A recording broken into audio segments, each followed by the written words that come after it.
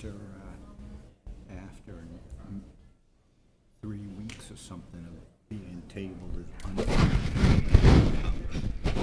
that LD 30 passed the House today, and Montel from Gardner, who was trying to hold it up, made a floor amendment.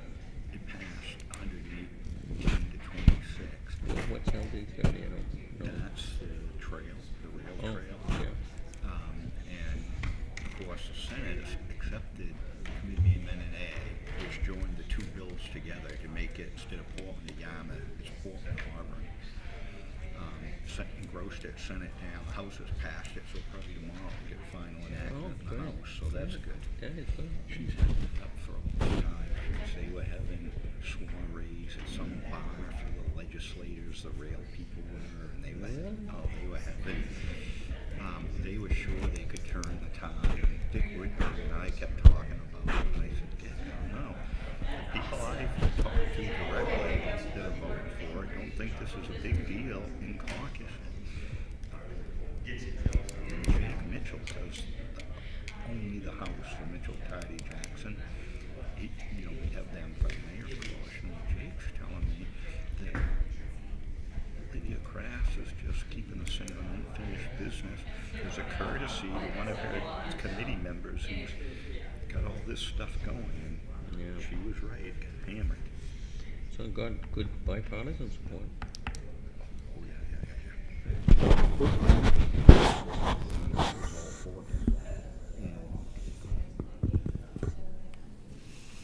House members, Adam initially was opposed to it, but I thought him and he came around. He didn't have all the facts straight. Yeah. And Quentin, I don't know what Laurel does because she never responds to you, but Quentin, stuff that the Republicans, if the Republican caucus says do X, he does it. But if they don't say for sure we got to support this bill, he's voting for things that the city wants, which is good. Good. Yeah. All right, we'll get started. All right, good evening, and welcome everyone to the Auburn Comprehensive Planning Committee. It's a meeting this evening. We'll start with a roll call, and there'll be some introductions too. We have some new people. So we know who is here. I'll start off. John Cleveland, present. Jane, you want to go next? Tim Cowan, present.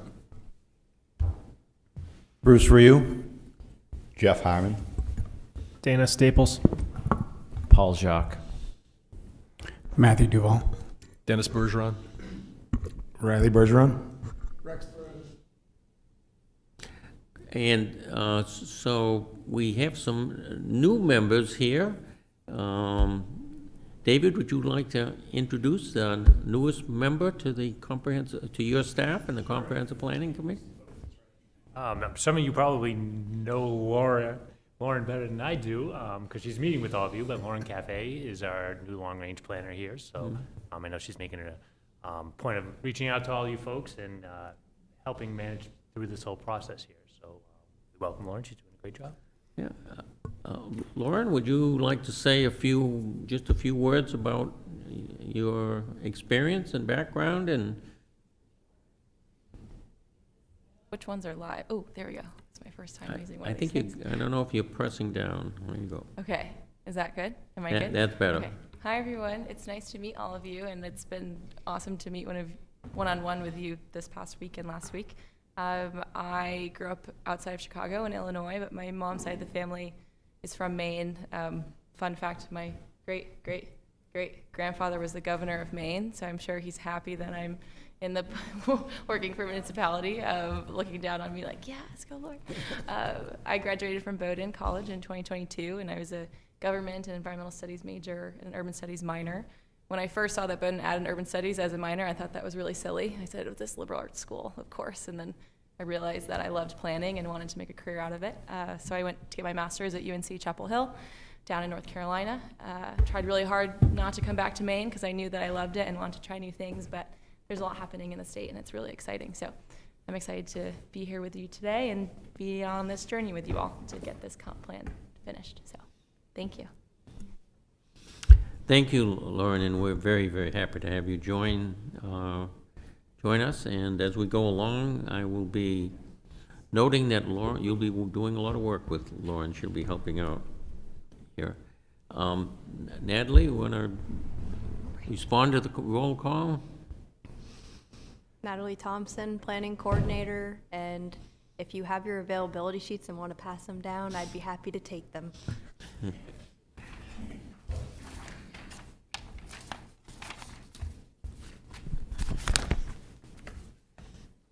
Our homework assignments coming in.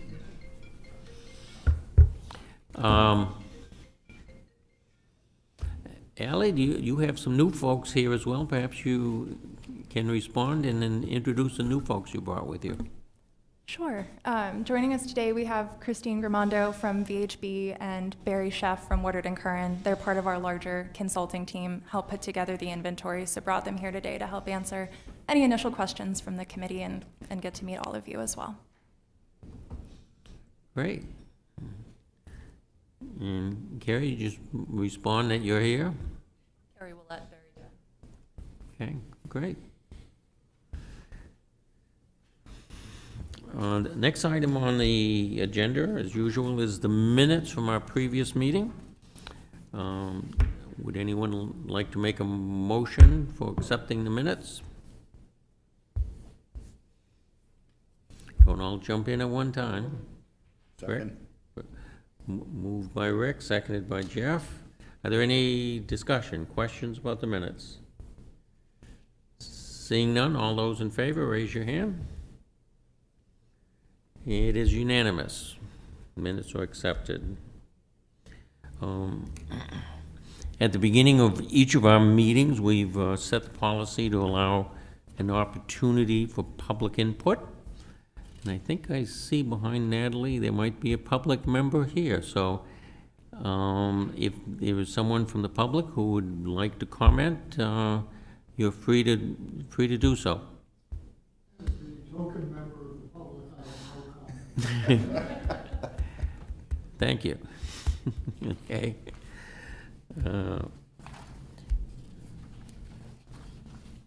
The next item on the agenda is an overview of the inventory and analysis. Our consultants, Mary Dunn, have produced a presentation, PowerPoint, for us, and they're going to take us through an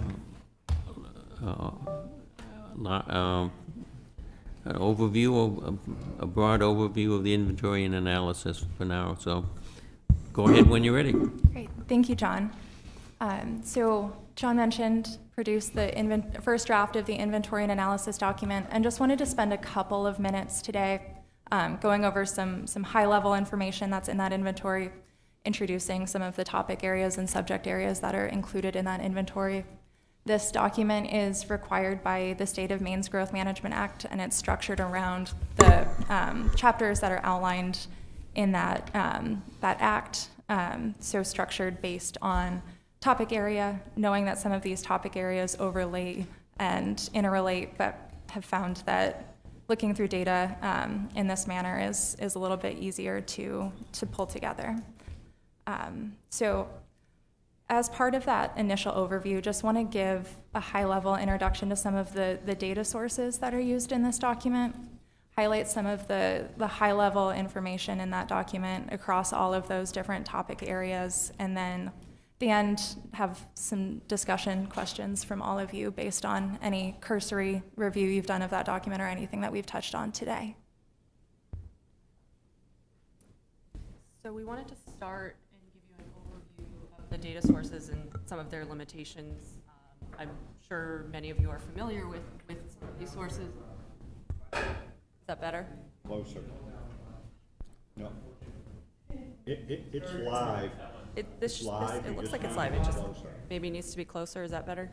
Okay. So we wanted to give you an overview of the data sources and their limitations, knowing that many of you are probably familiar with these, but hopefully that will help give you some context as you're reading through the document. First source we used for most of the demographic and housing data is the American Community Survey. So that's an ongoing survey conducted by the Census Bureau, providing data releases annually, and 5-year estimate data based on information collected over the course of 60 months. So from January 2019 through December 2023. So we reference 2023 ACS data that is covering information collected from 2019 to 2023. And that's covering a range of topics: social, economic, demographic, and housing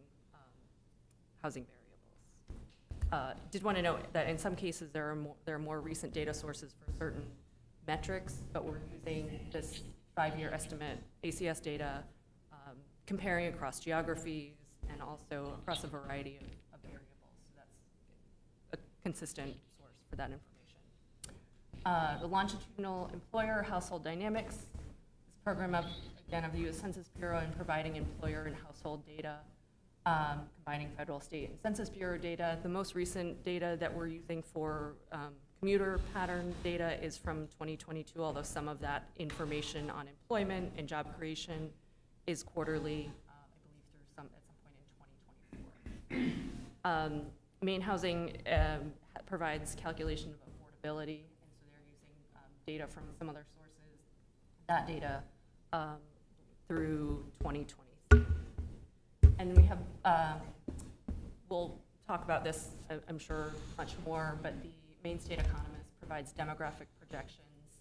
The most recent issued just last month. And so that's looking at projected population for municipalities, the counties, and state, with age cohort projections for the county and the state, counties and state. And that's going through 2042. We have several other sources for information, primarily from different state agencies, and we'll talk about those a little bit more as we're going through this process with you of reviewing the inventory, but we're using whatever is most up to date from the state, whether that's from DEP or DOT, and that information that's provided from those agencies. Next slide. So starting off with key findings from demographics, as you can see, there's steady growth for a long time, and growth since 2010, that last little stretch there, from 2010 to 2020, after several decades of decline or stagnation. The population is projected to grow, but at a slower rate over the next 10 years, and then decline over the next 20. And that, I think we want to talk about a little bit more of what that projection means and what other local variables might contribute to a different outcome with regard to population growth.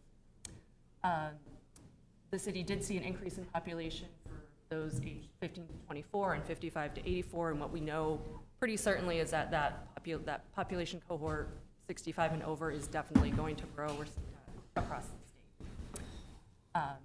Median age is lower than the state, roughly the same as the county. Household size also smaller than the county and state, and has declined, as we're seeing across the region and the state, declining from 2013 to 2023. Household income slightly lower than the county and state. Per capita income is higher than the county. That's probably factoring in that smaller household size. So looking at infrastructure and fiscal capacity, this first bullet point, looking at development capacity with regard to where infrastructure exists, so about 6,200 parcels are within 200 feet of water and sewer. That's something we'll be looking at more closely. We can talk about land use as far as where it makes sense to growth. Looking at city services, similar to trends we've seen across the state. Police department has seen an increase in calls for service 2023 to 2024. Fire department just saw a slight decline, but that was after several years of increased calls, with most of those most of that increase related to EMS calls. Similarly, there's a significant increase, as you can see, 266% increase in general assistance cases from 2023 to 2024. So that relates to the last point around the city's budget. Roughly 50% of revenue came from property taxes, which was a slight increase over 2022. And then just some consideration for looking at that chunk in gray, the status of different intergovernmental funds, including grants, and potential changes to state reimbursements that would affect the budget. Looking at natural resource, ag, forestry, and recreation, Auburn's lakes have really high water quality.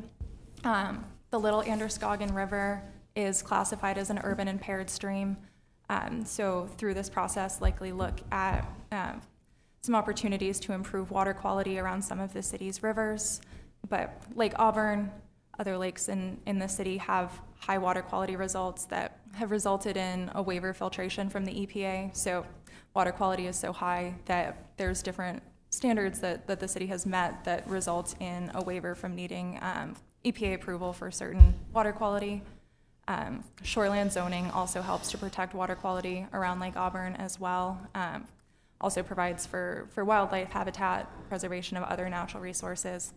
Auburn has quite a few rare and endangered species, both animal species and plant species. So think animals like the peregrine falcon, upland sandpiper, wood turtle, and then plants like, broadbeach fern and swamp white oak. So called out in the maps there as threatened and endangered species that, as again, we look at future land use, will be things to consider about where it makes sense to look at different types of development and where it makes sense to look at areas for natural resource preservation.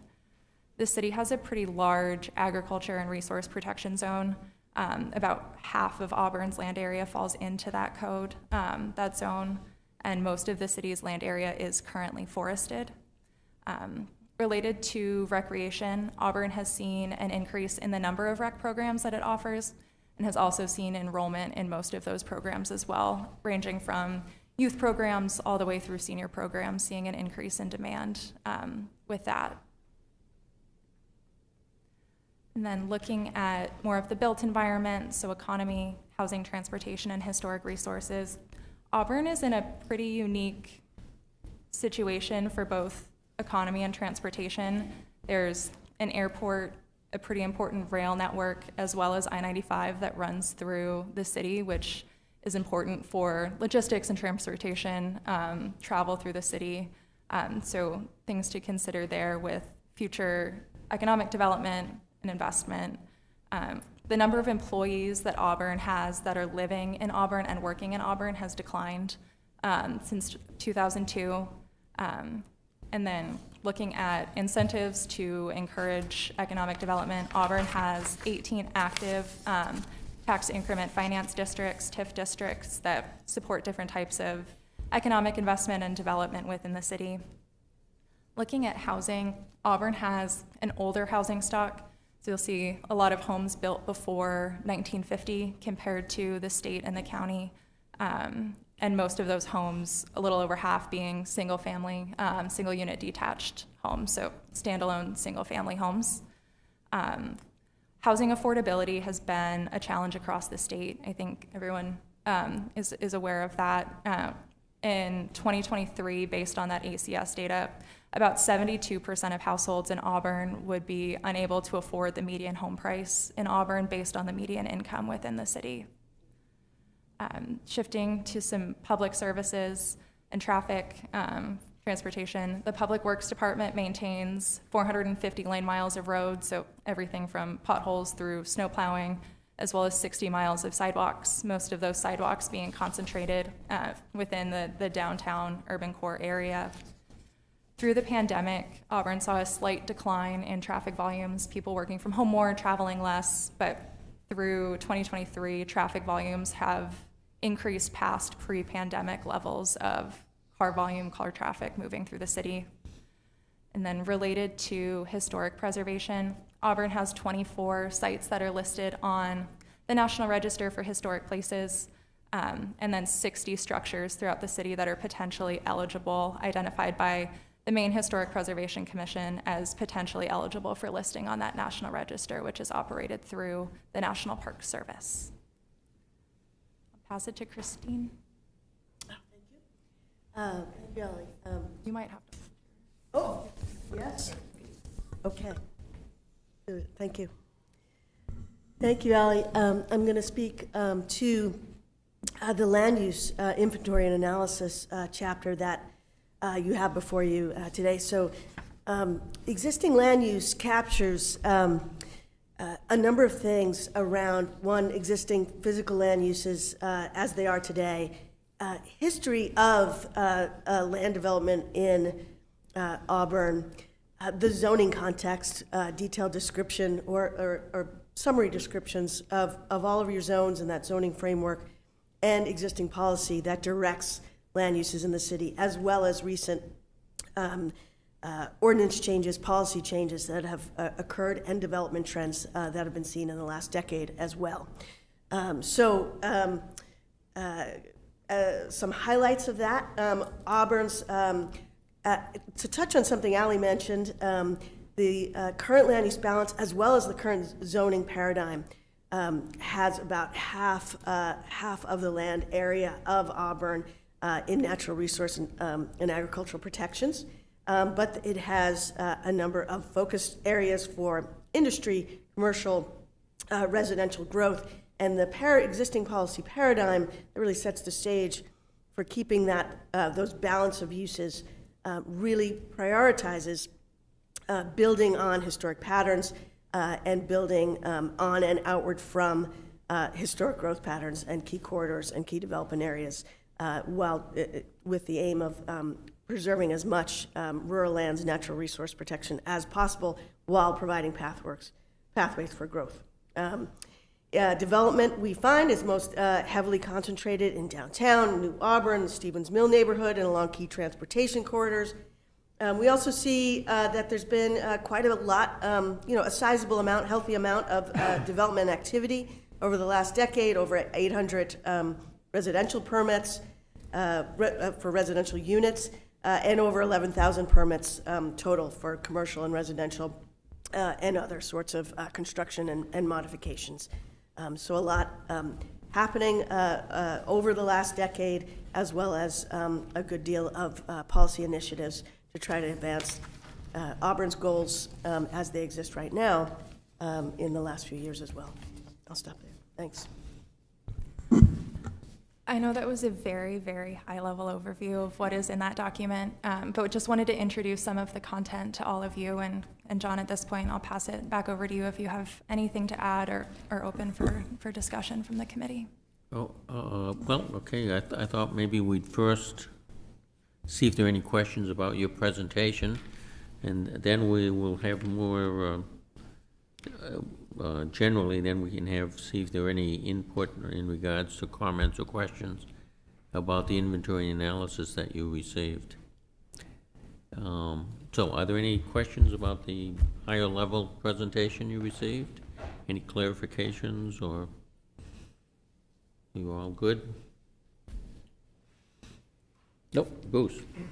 Yeah, on the, at the beginning when we started talking about population, the indication is that we've grown for the last 10 years, and then we're going to decrease over the next 20 years. And I guess I really don't understand how people arrive at that. Do you have any insight into that? So that's something we're also looking at a little more closely. These recent population projections just came out last month, and prior to that, we were basing this document on information, or some of the information in the document, on the prior projections, which were released in 2023, that indicated growth, about 11% growth over the course of 20 years. I will say that the state says, recommends limited use of projections beyond beyond 2032, just because there's so many different factors that go into that. They're looking at the natural birth death rates, but also trends, recent trends of growth. I think what is probably not considered is the development that's happening now, that you're going to see growth because of that new development, and it would be interesting to see in, I guess, in another 2 years if that projection changes for 20 years from now. But I think we have good information on permit data that we can all use to supplement that information that the state has. Jeff? We can also refer you to the state's Maine State Economist if you want to read more into. They have a report that goes along with the data. Yeah, so I'd be very interested in having you follow up with the state economist, because 3 months ago we met with a state economist and we're not talking about a minor swing, we're talking about more than a 20-point swing in the course of a few weeks. And it's not just Auburn, right? So we'll take Lewiston, for example. 3 months ago, Lewiston was projected between now and 2032 to lose, rounded off, 2 points, and now in the same period they're supposed to gain 11.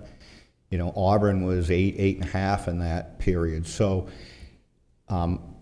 before we just, the numbers are what they are, right? They're based on the model that the economist uses and the input data that they have. But I think the committee is going to want to have an understanding of what that model is and the input data, why such a large swing took place, and as you point out, whether there's things that are occurring that will drive that in a different direction that the state economist doesn't include in their model.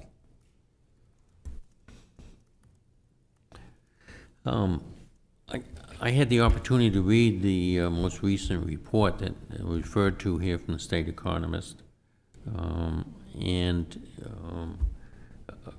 a couple of things were useful in understanding on the method they use to come to their conclusions. First of all, they do not look at individual municipalities, so they're not out counting heads in Auburn, Lewiston, and Greene. The method they use is by looking at state trends and the county trends. And then from the county trends of population change or projections, they extrapolate that to each municipality from the data from the county. Whether that skews it in some way or not, I don't know for sure, but the numbers you're looking at is they don't go to the municipal level. They extrapolate from a county level going forward. The second thing is that things have changed, and the pandemic was part of their projections before. That has had some influence since then. They had certain projections based on that. Good people from across the country thought it would be safe to come to Maine and buy property and live here. And maybe they went through 2 winters and decided it's not so dangerous back where it was. We don't know, but that was part of an abnormal kind of situation. So the point is well taken to take a look at some of our more granular information that we may be able to access. For example, the city clerk has to keep track of all births recorded in Auburn.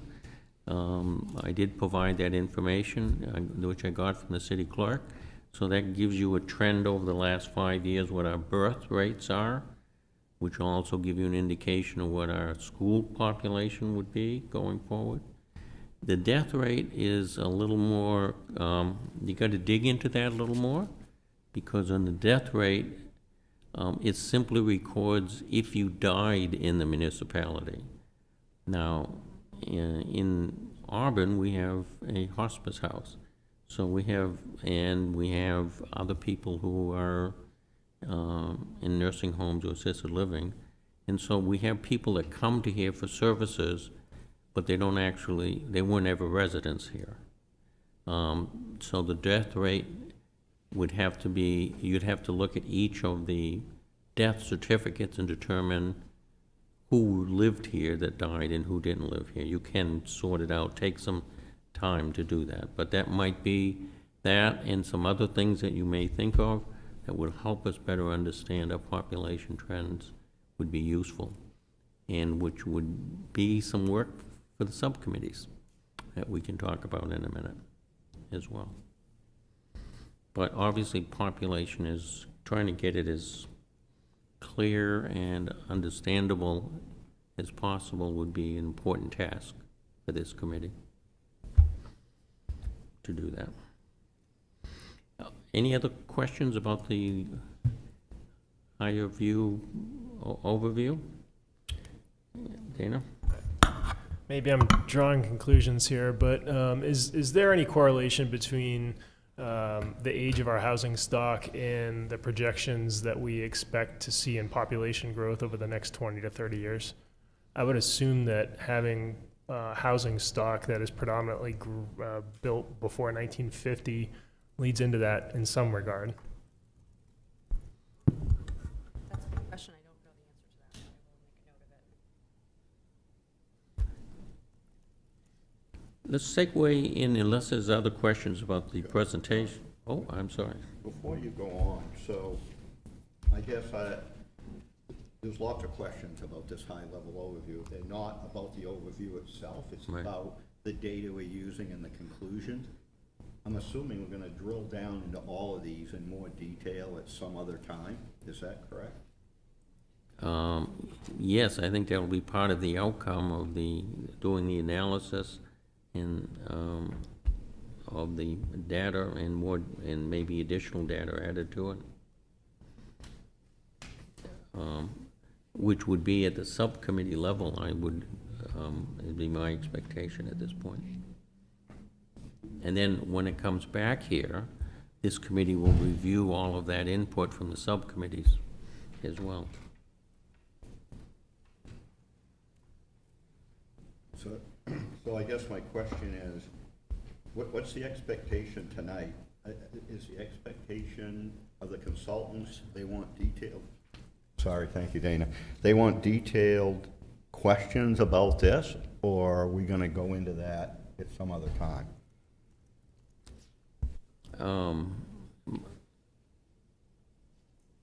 My expectation is that my thought was, as we proceeded forward and tried to do this in an orderly fashion, there would be two mechanisms by which additional discussion and data and analysis would be evolving.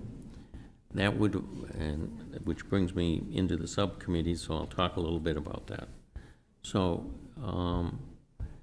each of the subcommittee's role will be to take a look at the details of the data involved in their group for each of the chapters. So the primary role and task is to take a look at the information. Population, since we've been discussing it, would be a great example. That raises some questions. Are there additional information? Do we have a way of analyzing this differently? Is there more information that we don't have that would be helpful to do that?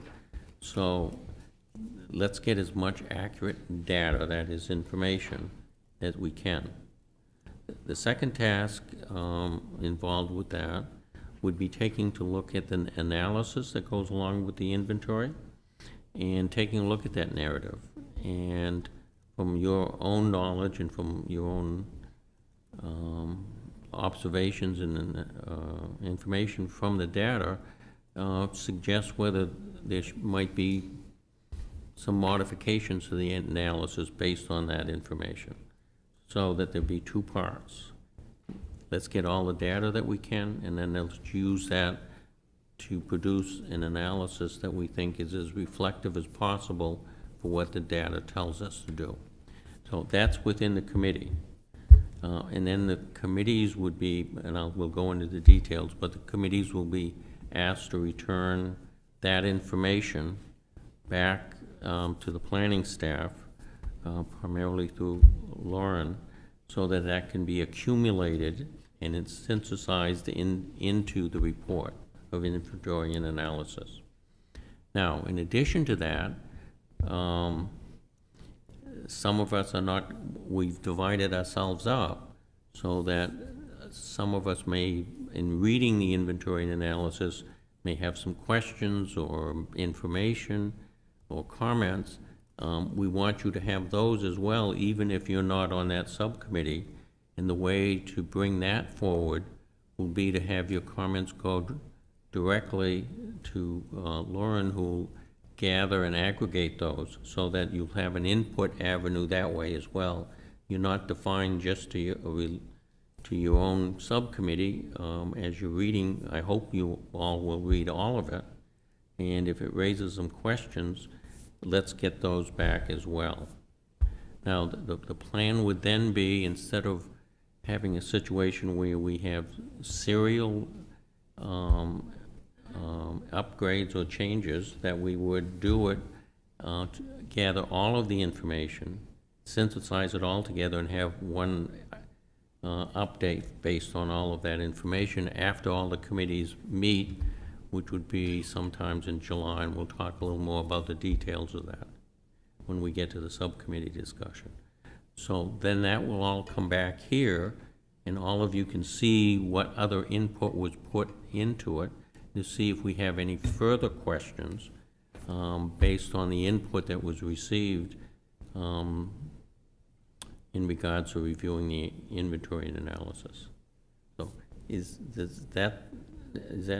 you understand the process I have in mind and how I'm trying to get everyone's information here in an orderly way so that we can put it all together and then take a look at it all together. Once it's all done, we'll look at all of this together. So some of you may have more input than others. I got an email from Councilor Whiting, who during these rainy days was reading the inventory and analysis in very detail with lots of little comments that were helpful.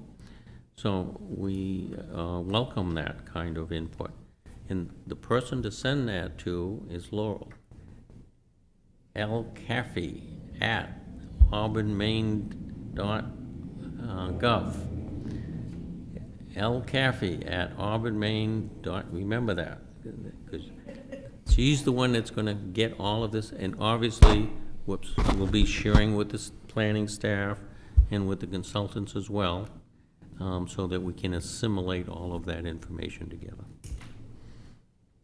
Okay, so that's sort of the process I'm seeing. Yeah, I understand the process. I don't think it answers the question. Well, So my question is a lot simpler, right? We have this high-level overview. Yep. I have significant questions about some of these data sets and the dates we're using, and we don't need to go over this tonight, and maybe I'll meet with Lauren and I'll just go through this, but I don't think we want to go to the subcommittees with many high-level outstanding questions about the data we're using and how that will inform the subcommittees, and have them do a whole bunch of work and come back and then us say, well, I don't know why you use that, because I got data, I'll just give you an example. The population data in here, from my view, is not very useful. And the reason is that what we've done is we've only taken the 10-year census. So this information is 5 years old. The city was notified 3 weeks ago, because we get automatic notifications from the Census Bureau when they update their census data. So they have provided us the 2025 data. And I understand why we went 20 by 10-year increments on the census data, but I don't think that informs us very well as we do this analysis to go forward. So as an example, that's one of my questions, is why did we do that, and why aren't we using the 2025 data, which is different and extends this upward trend, because it informs you of something different than just using the last full census. So we don't need to go through that. I'm happy to just write all this stuff up and provide it to Lauren, and she can work with Barry Dunn, but I want to make sure that if there's questions about the data we're using, before the subcommittee spend a lot of work on this, that we get those questions answered about what we're using. Okay. Can I build on that? Do you mind if I build on that? Oh, no, I don't. Go right ahead. Oh, Yeah. I totally agree with Mayor Harmon. I have a lot of experience with data in my past, and just you have to know what the inputs are to be able to understand what the outputs are, and we don't really have that yet. And especially when you see a change like that, something happened, and before we go into those committee meetings, we've got to know what's going in there and understand that a little bit better. Okay. So perhaps, as you suggested, Jeff, perhaps the way to do that is to share that information, and anybody else who wants to share information on the questions about the data or suggestions that other data should be considered. I think getting it there and then making sure it's disseminated to each of the committee members, perhaps the whole committee, so that they are aware of those questions in regards to the use of the data when you're discussing it. Would that sound like it might work? Yeah, that's fine. I just want to know what we're doing tonight. So that'll work. That works for me. I'll write it up and send it to Laura, and then happy to have discussions about the points. Paul, does that, I'll get back to you in just a second. Paul, would that work for you as well if you have questions? Or- Yes. Okay, Dana? Yeah, just an observation, but it seems really curious to me that the state would require us to fill in this document at the same time as having an economist that's providing data to fill in the document. It seems like the economist should kind of fill in the document, but I understand that there's some process that happens around that. But anyway.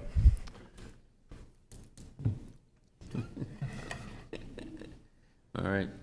So if you think that's helpful, why don't we follow that process in getting the information and getting going to preparing for the next stage. Mr. Chair, if I may, Tim?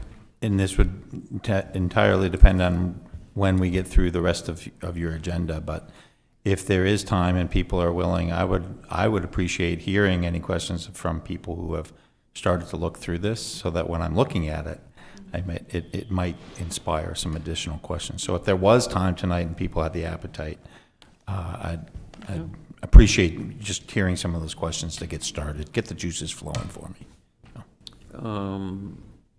So people could CC the whole committee and share them not only with the staff, but share them with all. So maybe that would be the best way to do it, is to just, when you're sharing your information, share it with everyone to do that. That would work. Thank you. Mm-hmm. And then you won't have to do quite so much homework, Tim.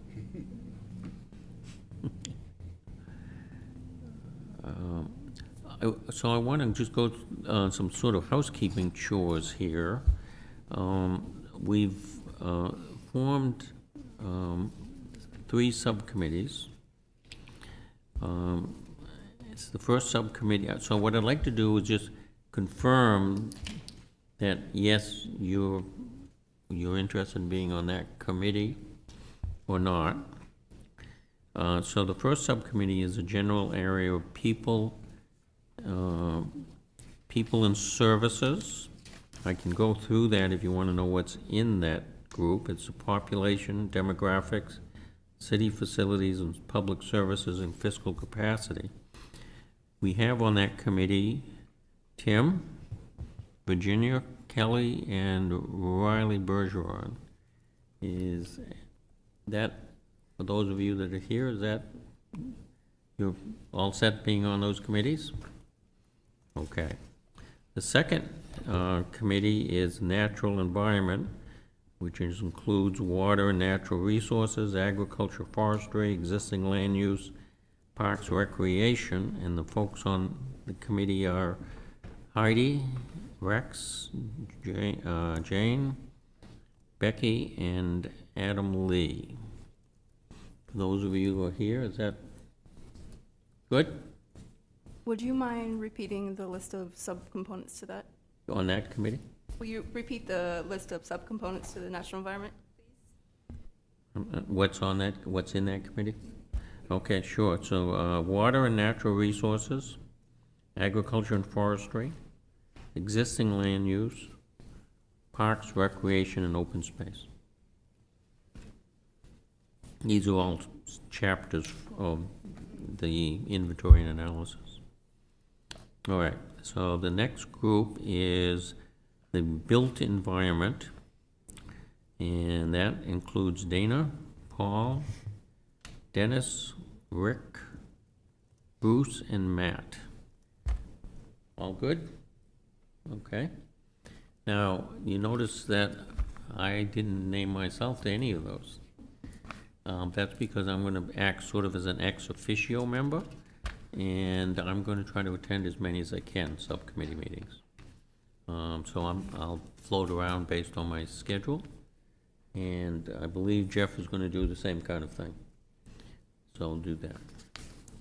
Now, in addition to the committee members that are here, there will also be staff who will help the committees that will go to those meetings as well and provide assistance and input. We'll also try to recruit some subject matter experts in those particular areas, so that those folks, some of them may be staff people or department heads or people from the water and sewer districts, that kind of thing, that have particular information. And there may be some other just well-informed citizens, and there are committees as well, like the Sustainability Natural Resource Committee, who have been working on these subject matters. We can reach out to them as well and see if there's someone from there who would be interested and willing to participate. So there may be some additional people that you'll see at the committee meetings who bring some knowledge and experience in the subject matter to be discussed.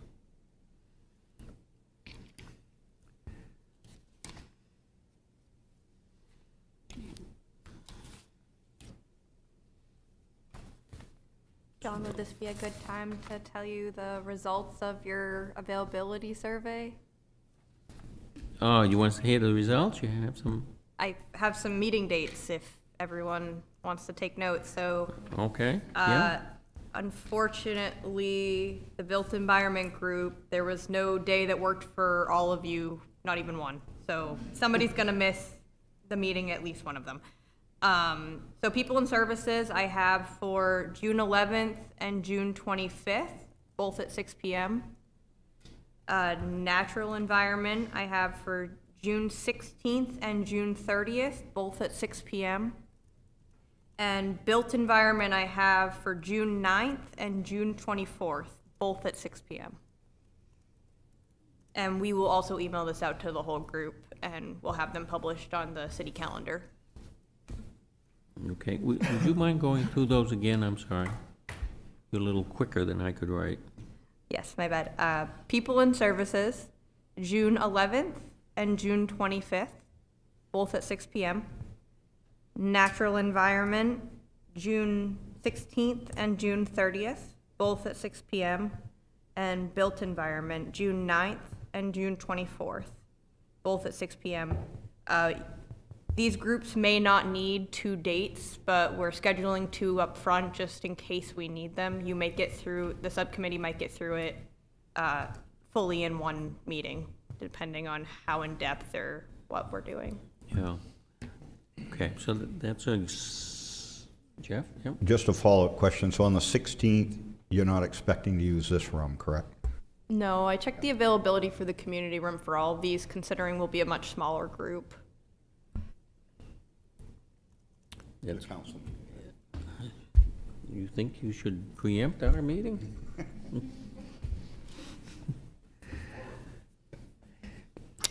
Okay, so, and that segues into the comment that Natalie suggested. So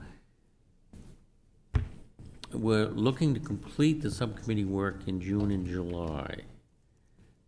Some subcommittees perhaps can conclude their work in one meeting, but perhaps not, or not all of them. And so that may require a second meeting as well. So that those so you have an opportunity for a second meeting as well. Now, what we would look for from the subcommittees when they completed is that there would be a person who would be so generous as to take notes and to share those notes and any changes or additions or deletions, that kind of thing that the committee had agreed to, that would go back to Lauren so that she could assimilate those and work with Mary Dunn in regards to that. Also, if when you committee meets, if one of the individuals would sort of be willing to act as somewhat of the lead for the meeting, just to help facilitate discussions, that would be useful for you to select someone who would do that at the meeting. Now, just from a time frame point of view, if we were looking to have a report back to this committee so that all of those changes could be made, that would work if we had them back by July 7th, if I remember correctly from our discussion. So that's a little short. We have holiday in there as well. So what happens is if we can't facilitate doing that by the 7th, then all of those updates aren't going to be able to be ready by our meeting in July. So that will alter our schedule a little bit. We'll have to move perhaps some things, but so I'm really going to try to encourage you, if you can get it done by then, that would be great. It would keep us more on track. If you are having some difficulty, let us know, and let's see what we can do to be helpful in that process. Okay. John, Dana? what is the goal of these subcommittee meetings, and what are we supposed to produce? Yep. Thank you for reminding me to say that again. The goal of the subcommittees would be, first of all, to take a look at the data that's being presented and to see whether that data is correct, if there is any additional new data that can be or should be considered in this process, or raise questions about the data. So that would be the first task, is to take a look at the data, review it. Some of you may have some specific knowledge that our consultants don't have. So it's not that they did not intend to put it in, they may just not have access to it. Whereas we, as community members who have been active, many of us in the community, may have access to some information that would be useful. And so that's an opportunity at that subcommittee level to present that information, to be considered by the committee. Then I think the second task is that derives from the inventory is the narrative of the analysis. And I think it's useful to take a look at that based on your discussion and any additional information, and determine whether the narrative needs any further editing to reflect that new information. For example, the population. If there was some data that suggests, that population projection maybe isn't quite as accurate as it should be, then that should be reflected in the data, and it should be reflected in the narrative. That information all goes back, as I had said before, to Lauren, so she can work with the consulting group to assimilate it. So the idea is, I think Dana here, let's make sure that the data that we're using seems correct.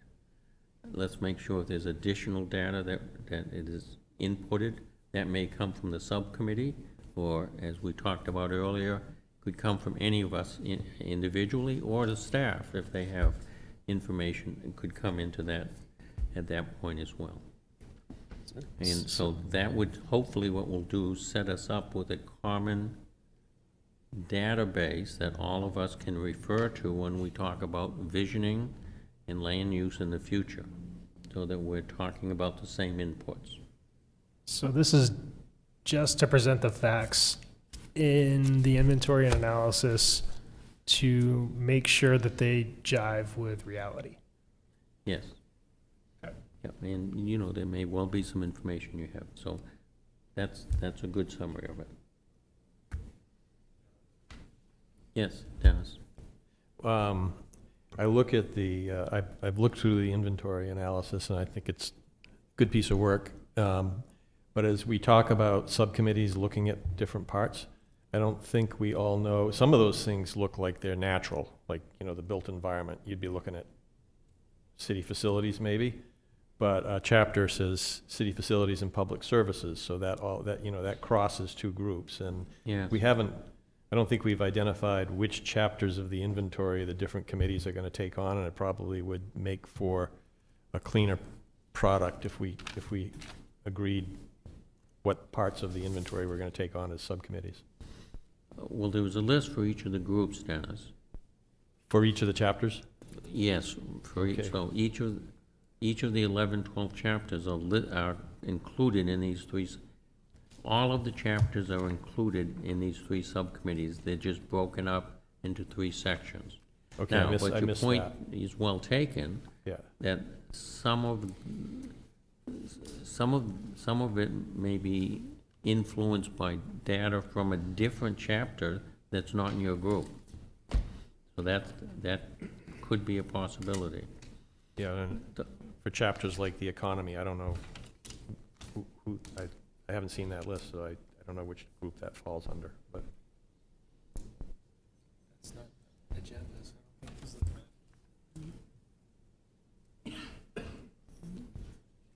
I'm sorry, would you say the question again, please? The last question or the first question? Let's start with the last one. The last one was, like, some of these are things like, one of the chapters is the economy, and I don't know which group is taking that on. That's pretty broad. Oh, okay, let me see here. The economy is in built environment, group 3. So, John, I see you have that list right there. I don't have that list. Okay. Can I get that list? We can email no, that this- out. So when this is we'll email the list, we'll email the dates, we'll Yeah. summarize everything in an email, so not everyone's flying blind into this, and they'll have an idea of what we're looking for. So you said you could just distribute that again to everyone? Yeah, so just distribute it again. Okay.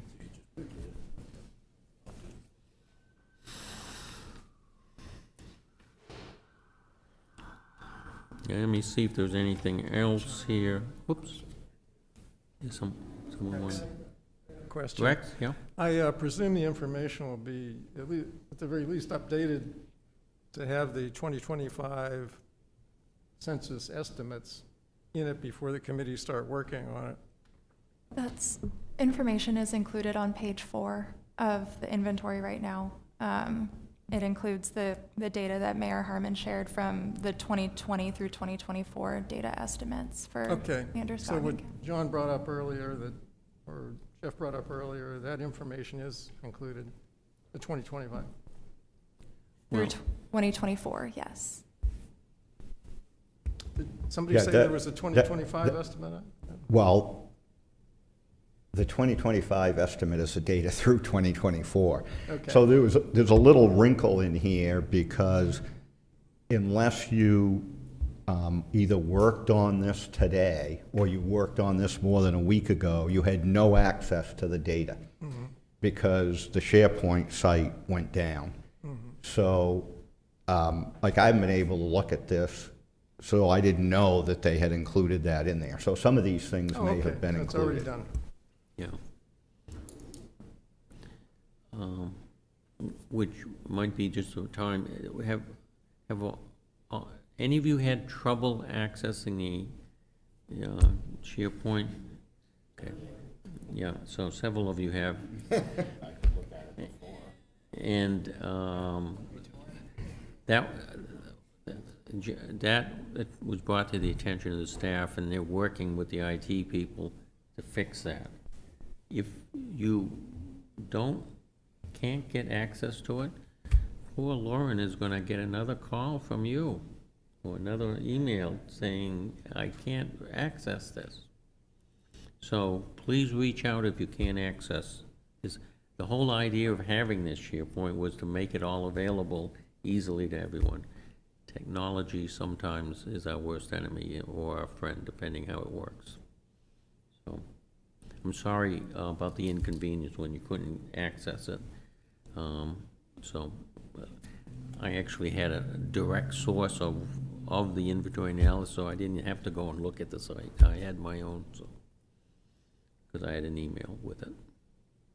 Okay, so please, take a look at all of that information, see what's in there, see what data was available, so you can look at it. So John, just to clarify, and Lauren, make sure I have this right. So here's my understanding. The SharePoint site is down.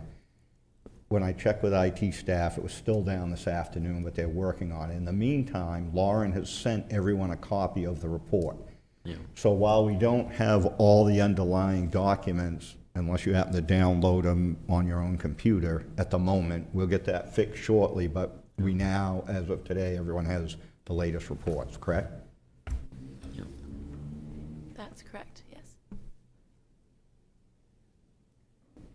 I will add another comment. If you're on one subcommittee, but you're reading the whole inventory and you notice something in another subcommittee's realm, I would encourage you either to forward those comments to me and I'll share those with the subcommittee, or you can share it with the leader of that subcommittee yourself. The goal of the subcommittees is to really come to an agreement within the subcommittee of the edits you would like then the consultants to move forward with, instead of having edits kind of floating around in the cloud. They want to be housed in the subcommittees. They come to an agreement, those go to the consultants. But if you are really interested in built environment, but you're in the City and People Services, don't just let your comment go to the wayside. We want to have all of those just in an organized way. So thank you. And I'm sorry about the SharePoint. We will figure that out. Right. We're trying to avoid the confusion that occurs when you have edition 1, edition 2, edition 3, edition 4. We get confused about what edition are we working from. So we're trying to assimilate everything. Everyone will be looking at the same data that has been accumulated from multiple sources. David? I just want to add to Jeff's point about if there's other data out there, it would be great to have that shared as it was suggested, but do that before the subcommittee meeting, and we can remind people that in the email as well. But we want everybody to be looking at that. So if you think you have something that's useful, share it now. Allie and her team are only going to revise this document so many times. So we just want to make sure we have that now and again before these. So your first subcommittee meeting is potentially on the 11th, the 9th, excuse me. So built environment people, if you think you have information, share that sooner than later. That would be helpful. Natalie?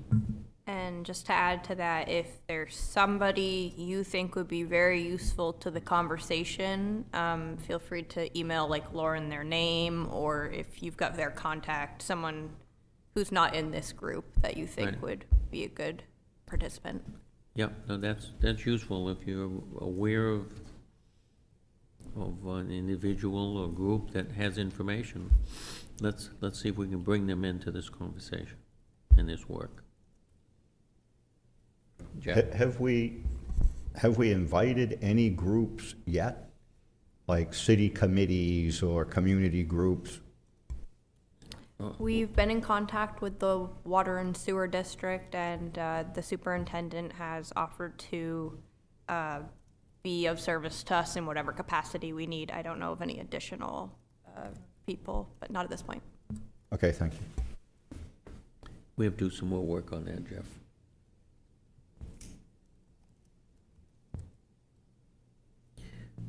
Just checking my notes quickly here. I think I've covered everything that I made a note of. Are there any other questions about the subcommittee process? I just have a quick question to this, the question about inviting folks who aren't on this committee to be part of the subcommittee process, which in a way I've already sort of initiated for the SNRB. Yes, you have. These are public documents at this point. Like, I could send them a copy of this and say, hey, read through these pages, flag anything you think needs to be rethought, or, I mean, just to the point of, I don't know, I mean, Dana gave a concise statement of what it is we're supposed to be doing at this point, and invite them to do that with us if they can make it, right? Is that, so it's legit to share this with them?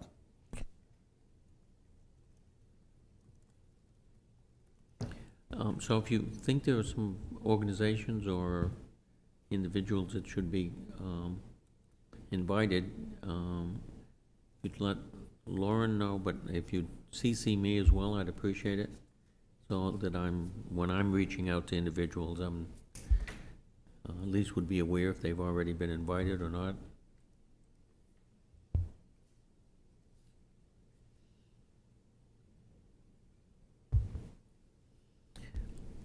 That's all that I have. Any other questions or comments in regards to the subcommittees in the process? Okay. The next item on the agenda is the Auburn social pinpoint data. I think, Ally, you were going to bring us up to date on that data? I can share some numbers and then probably pass it over to Lauren to talk about the outreach that she's been doing over the past couple of weeks. So looking at the social pinpoint site as a whole, there have been 321 individual visitors to that site with 23 email signups, 17 posts on the ideas wall, and then 6 posts on the map. And then looking at numbers for the survey, the community visioning survey has 187 responses to date. And then over the last 2 weeks, based on the questions that you all reviewed, put together a survey for high school and middle school students. We've had 140 responses from high school students and 285 responses from middle school students. Yeah, good response. So the survey is still open. Let's just say it would be good if folks could get them in before the end of the week, or no later than early part of the next week in June. So I think Lauren can talk a little bit about the engagement that's going on for the survey right now, but the city launched a mailing out to addresses. So because of the timing of that, are looking to close the survey on June 6th instead, just based on the date, to give people a few more days to respond to that. Yes. If I understand correctly, a mailing went to all mailing addresses, residential mailing addresses in Auburn, which I think was something in the order of 10,000. So the idea is to get not just property owners, but people who may be renting or living in Auburn. So we want to give, and those will be, they went out this week, maybe, I think, and we want to give them a chance to get back. So if you know others that you want to, friends and family that you want to encourage to fill out the survey, do it now. And of course, I'm sure all of you have filled out the survey already. I'll just add some additional data points for where the survey has gone. It's been passed out to Schooner Estates, and they have printed copies of that are being passed to residents. The Auburn Housing Authority has 12 buildings, and printed both adult and youth surveys are being handed to each resident in each of those 12 buildings, and will be returned to us the week of the survey closes June 6th. So it'll be returned to us that week or the following week. There's also the Taylor Pond Watershed Association also posted on their Facebook and their website. And there's also the CMCC was also doing an outreach via their students who are currently on summer break. They have a newsletter or an email. So we're waiting on those. And then, as we say, the middle school and the high school have been really helpful in doing outreach with that. So if you have any ideas of kind of phone calls I can make, I like picking up the phone and calling folks, and they've been really encouraging of handing out the surveys to their respective groups. So we have still 2 more weeks left of the survey, so going strong so far. I think there's been quite a robust effort to solicit input, which I think is great. And so far, listening to the numbers, gotten pretty good response already. So I think we've really worked hard to make sure the public is aware and give them opportunities to have some input.